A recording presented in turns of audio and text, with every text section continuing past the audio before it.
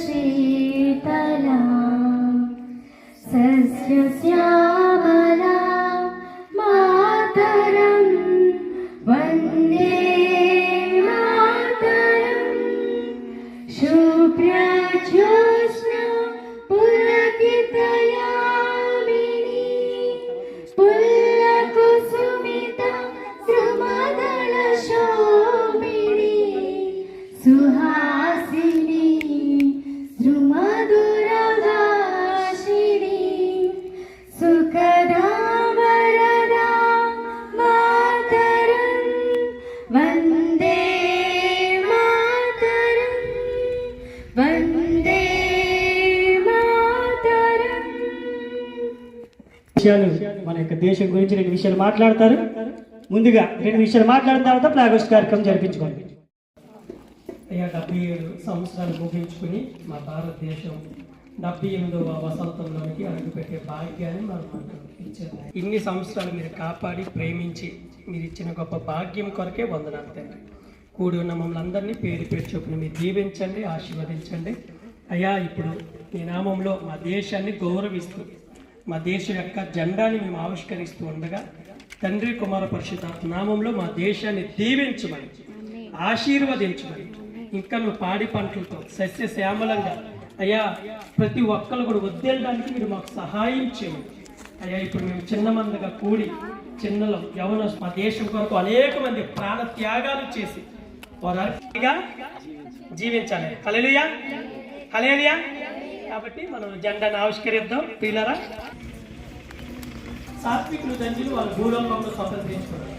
పిల్లలందరూ కూడా చక్కగా ఆటలందరూ పిల్లలందరూ కూడా మీరందరూ కూడా ఇక్కడికి వచ్చేది త్వరగా మీకు ఒక డ్రింక్స్ స్నాక్స్ అన్ని ఏర్పాటు చేస్తాం.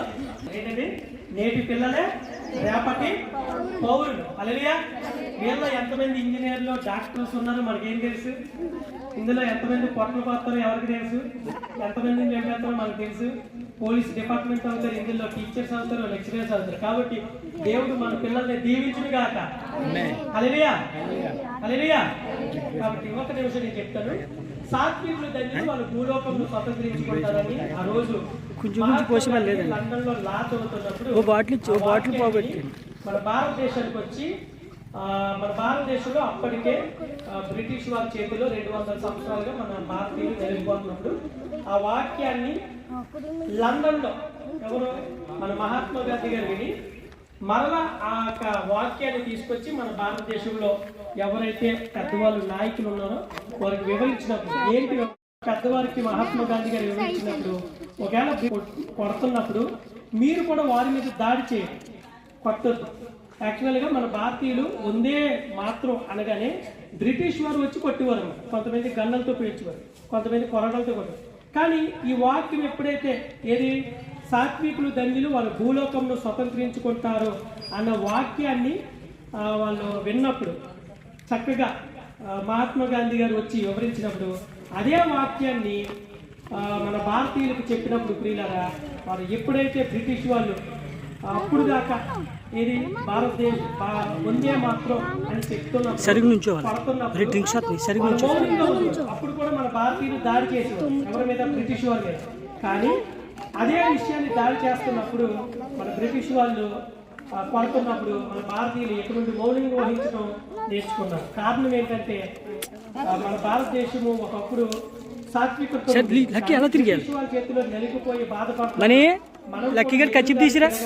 మనం కూడా కొట్టాలి, మనం కూడా తిరగబడాలి అని చెప్పినప్పుడు వాళ్ళు చక్కగా చేసేవారు. కానీ ఎప్పుడైతే మహాత్మా గాంధీ వచ్చి మీరు కొడుతున్న మౌనంగా ఉండండి, తిరగబడద్దు అని చెప్పినప్పుడు అప్పటి నుంచి మౌనం వహించారు. ఆ విధంగా ఈ వాక్యం ద్వారా మనకి స్వతంత్రం రావడం జరిగింది.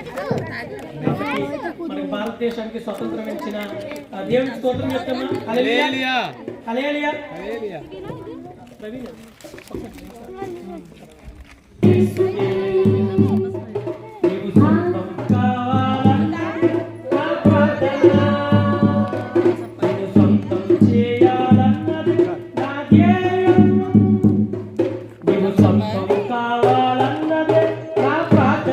कुछ में పోయా రంపట్టే అయింది అలాగే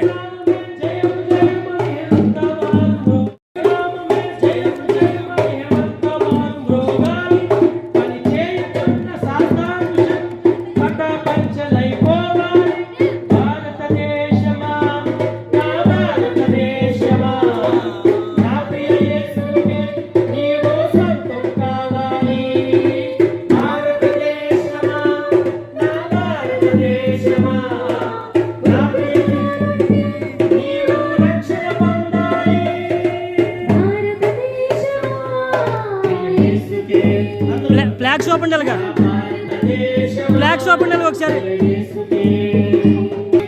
పిల్లలందరూ కూడా ఫ్లాగ్స్ పైకి ఎత్తండి. సృష్టికర్తని మరచి భారతదేశమా సృష్టిని పూజించుట తగునా నా భారతదేశమా సృష్టికర్తనే మరచి